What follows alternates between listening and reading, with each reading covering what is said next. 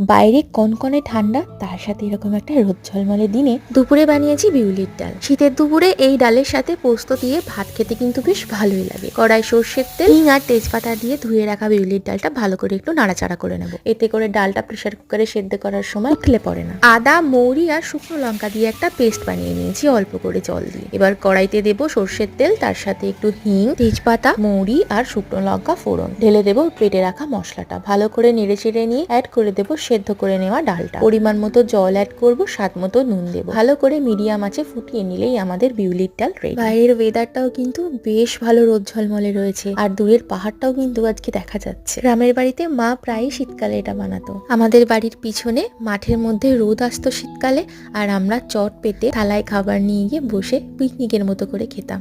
বড্ড মনে পড়ছে সেই ছোটবেলার হারিয়ে যাওয়া দিনগুলোর কথা। মাঝে মাঝে মনে হয় ওই দিনগুলো যদি আবার ফিরে পেতাম কি ভালোই না হতো।